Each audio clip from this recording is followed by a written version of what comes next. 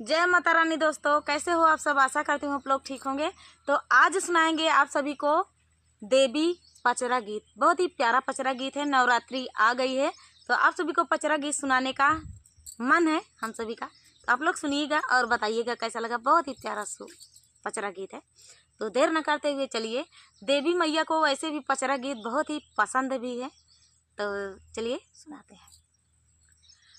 पूर्व पश्चिमवा से आइले सुगनवा हो, आइले सुगनवा, सुगनवा बैठे नीमिया के हो डरिया, सुगनवा बैठे नीमिया के हो डरिया। पूर्व पश्चिमवा से आइले सुगनवा हो, आइले सुगनवा, सुगनवा बैठे नीमिया के हो डरिया, सुगनवा बैठे नीमिया के हो डरिया। कुछु निमिया खाइले हो, कुछु गिराइले हो, कुछु गिराइले, किला चला चला के हो निमिया डरिया, किला चला चला के हो निमिया डरिया। पूर्व पश्चिमवा से आइले सुगनवा हो, आइले सुगनवा, सुगनवा बैठे नीमिया के हो डरिया, सुगनवा बैठे नीमिया के हो डरिया। भेजबै देविया मई के ले है खबरिया हो, ले है खबरिया, किसे हो निमिया सुगना हो जूठा रले, किसे हो निमिया सुगना हो जूठा रले। भेजबै देविया मई के ले है खबरिया हो, ले है खबरिया, किसे हो निमिया सुगना हो जूठा रले, किसे हो निमिया सुगना हो जूठा रले। कहली देविया मैया मंद मुसकाइली हो, मंद मुसकाइली, कि हमारा गला हाई सुगनवा, कि हमारा उपाला हाई सुगनवा, कि हमारा उपाला हाई सुगनवा।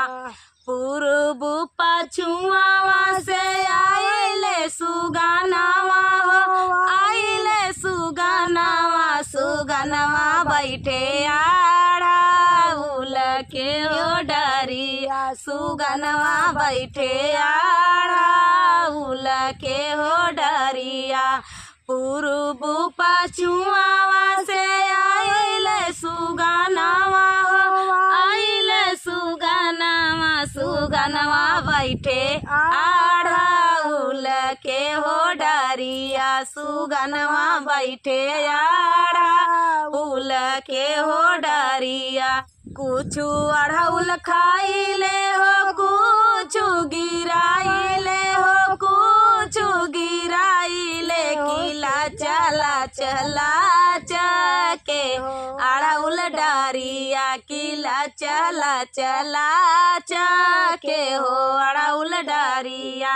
भेजबै शीतल मई के ले है खबरिया हो, ले है खबरिया, किसे हो अढ़ाउल सुगना हो जूठा रले, किसे हो अढ़ाउल सुगना हो जूठा रले।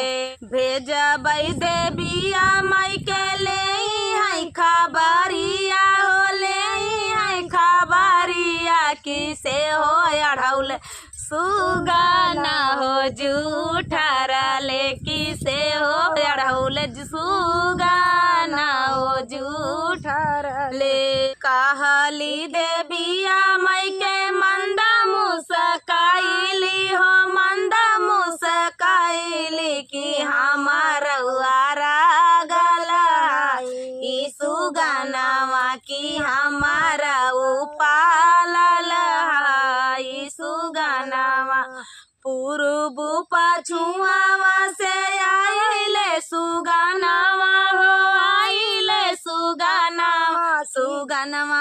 बैठे नीमिया के हो डरिया सुगनवा बैठे नीमिया के हो डरिया पूर्व पछुआवा से आइले सुगनवा हो आइले सुगनवा सुगनवा बैठे नीमिया के हो डरिया सुगनवा बैठे नीमिया के हो डरिया सुगनवा बैठे नीमिया के हो डरिया।